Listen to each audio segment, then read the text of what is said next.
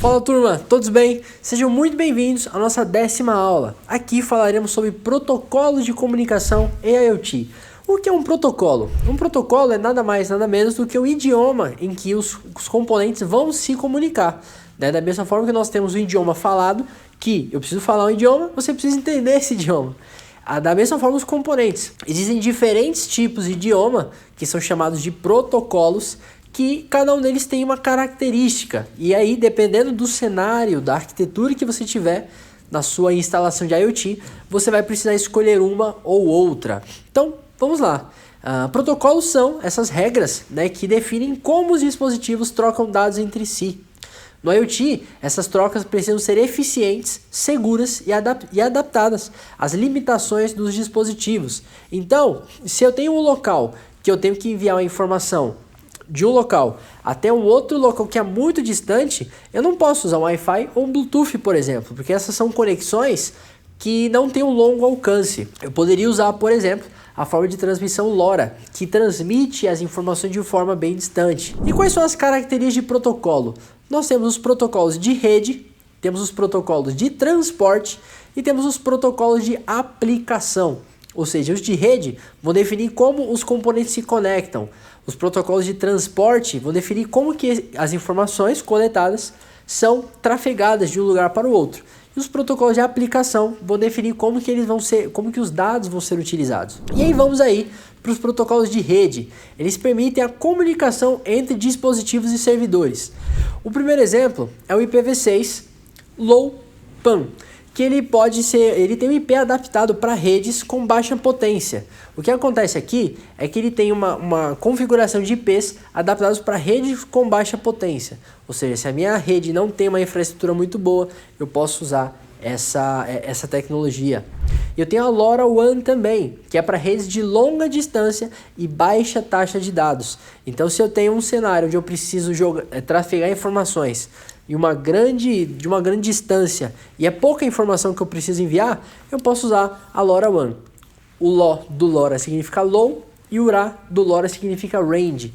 Então, esse low é de baixo consumo energético e o range é de longo alcance. Então, ela é uma tecnologia que permite que eu trafegue uma informação pequena, mas por uma distância muito grande. Protocolos de transporte que nós temos, eles gerenciam o envio dos dados. Então, nós temos, por exemplo, o TCP/IP, que ele é confiável, mas é mais pesado.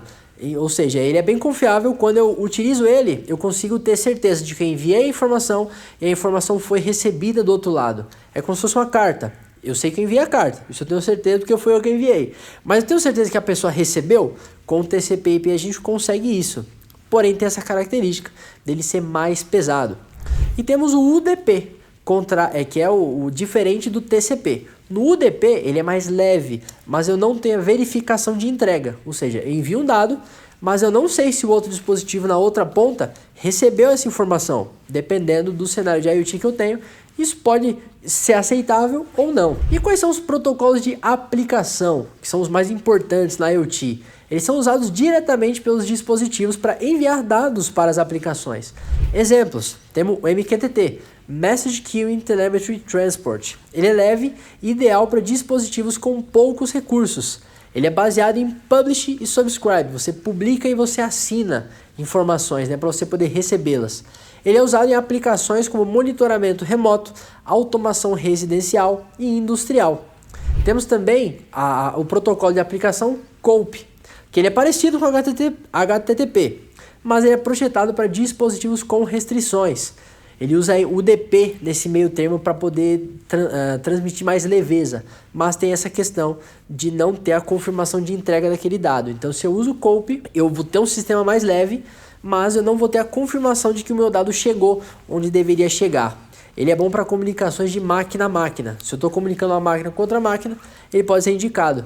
E agora vamos para dispositivos que são usados amplamente na internet. Temos o HTTPS, que ele é amplamente usado na internet. Porém, ele é mais pesado para IoT.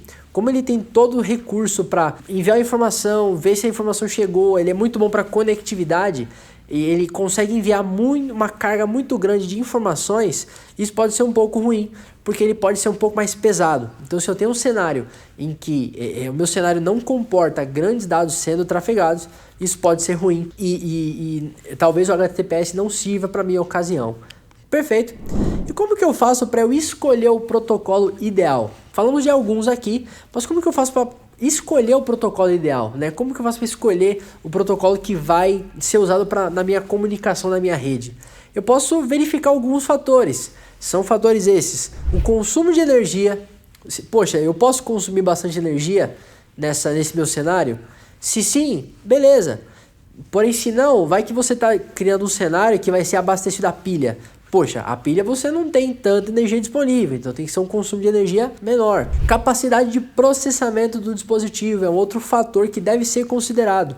Se eu estou utilizando um sistema que precisa processar muita coisa, eu não vou conseguir usar um microcontrolador, por exemplo. Eu vou ter que usar um microcomputador. Talvez eu precise conectar na nuvem para poder ter um processamento maior.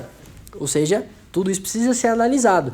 Todas essas questões precisam ser analisadas juntas, inclusive. Não dá para eu tomar uma decisão de usar um consumo baixo, mas se eu quiser ter um alto processamento de dados. São decisões que não combinam, então tudo precisa ser tomado, toda essa decisão precisa ser tomada em conjunto. Outro ponto é o volume e frequência dos dados. Ou seja, eu vou trabalhar com poucos dados, vou trabalhar com muitos dados, tudo isso é super importante para poder gerar uma arquitetura eficiente. Segurança e confiabilidade necessárias, ou seja, a gente precisa que o nosso sistema seja seguro. E aí, várias questões vão influenciar nisso. Poxa, se eu preciso trafegar informação de um lugar para outro lugar muito distante, eu preciso criptografar essas informações para que essas informações não vazem. Se eu for colocar informações na nuvem, na internet, eu preciso fazer com que essa nuvem seja segura. E se alguém descobrir o endereço da nuvem lá e tentar buscar as informações? Se eu não configurar direito, talvez a pessoa consiga. Talvez ela consiga informações confidenciais de uma empresa através de uma falha de segurança. E o tipo de rede utilizada, né? Como a gente comentou, você vai usar o Wi-Fi dentro de uma residência, você vai usar o LoRa, você vai usar Bluetooth, você vai utilizar Zigbee, ou seja, são tecnologias que dependendo da situação você vai utilizar uma ou outra. Perfeito? E agora vamos aqui para exemplos práticos. Imagine um sensor de temperatura que envia dados a cada minuto para a nuvem. O MQTT é uma escolha comum porque ela é leve e eficiente, ou seja, ele envia dados a todo momento. Então o MQTT é muito leve, então ele é indicado para isso. Se os dados forem críticos e exigirem resposta em tempo real, pode-se usar o COAP com o DP. Ou seja, junto disso, se eu preciso de uma resposta mais rápida, o COAP pode ser indicado, porque ele é mais leve, ou seja, a resposta é trafegada de forma mais rápida. Já em ambientes mais robustos e controlados, eu posso utilizar o AMQP, que ele é mais apropriado para quando eu vou trabalhar com uma maior quantidade de dados e uma infraestrutura mais robusta. Porém, se eu quero leveza, eu posso ir com o MQTT, por exemplo. E alguns desafios que acontecem nesse processo. Compatibilidade entre dispositivos e plataformas. Eu preciso analisar se cada protocolo, nós vimos que nós temos 3 camadas de protocolo. Nós precisamos analisar se esses protocolos conversam entre si. Nós precisamos também nos atentar na segurança na transmissão dos dados, na criptografia e autenticação. Poxa, será que se eu vou transmitir dados, será que ele está sendo transmitido de forma segura? Será que eu preciso autenticar, eu preciso colocar um e-mail e uma senha para poder dizer que sou eu? A escolha do protocolo errado pode gerar inclusive atrasos, perdas e consumo elevado de energia, coisas que podem inviabilizar um projeto. Aqui eu quero dar uma sugestão de um cenário ideal para vocês. Se eu for fazer um sensor de temperatura em plantações remotas, eu posso usar o LoRaWAN mais o MQTT.